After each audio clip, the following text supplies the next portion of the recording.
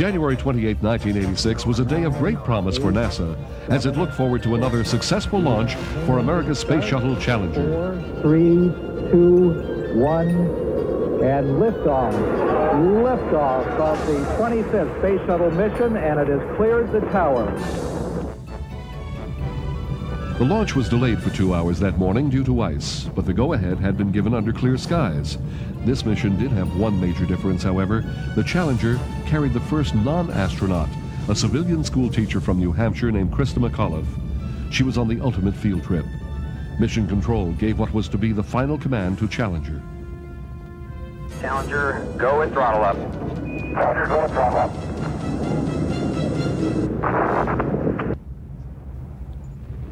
The Challenger erupted into a giant fireball. Something had gone wrong, terribly wrong. As the explosion was watched on the ground by the astronauts' families and millions on television, people began to realize what had happened.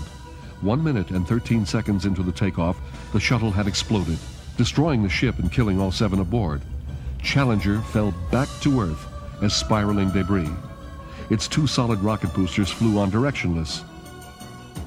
Around the country and the world, there was only confusion and a terrible sense of loss. The crew of the Space Shuttle Challenger honored us for the manner in which they lived their lives. We will never forget them, nor the last time we saw them this morning, as they prepared for their journey and waved goodbye. The president tried to console a nation and the school children who had paid special attention to this mission. I know it's hard to understand, but sometimes painful things like this happen. It's all part of the process of exploration and discovery. It's all part of taking a chance and expanding man's horizons. The future doesn't belong to the faint-hearted. It belongs to the brave. The Challenger crew was pulling us into the future, and we'll continue to follow them. On the very first shuttle launch in April of 1981, it had been a different story.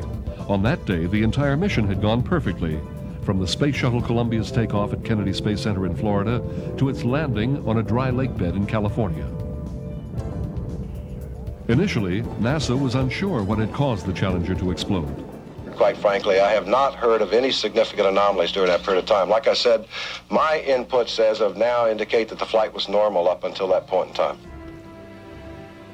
The scattered pieces of Challenger were collected from off the coast of Florida in hopes that they would yield clues to the spaceship's destruction. They have recovered dozens of pieces. The largest piece recovered is 12 feet by 4 feet. And as NASA went about investigating what had happened, the nation and the world grieved the loss of the 7 astronauts.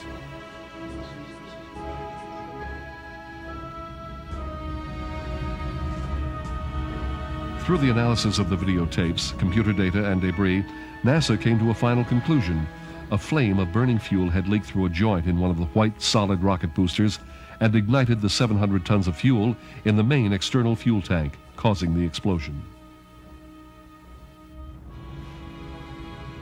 A special presidential panel was formed to evaluate how NASA conducted its business and how the accident could have been prevented. The president gave the panel the authority to dramatically improve NASA and the entire shuttle program. The shuttle would not fly again until the panel was satisfied that the ships were safe. The inspiration for this new commitment to the program was the memory of the 7 brave Challenger astronauts.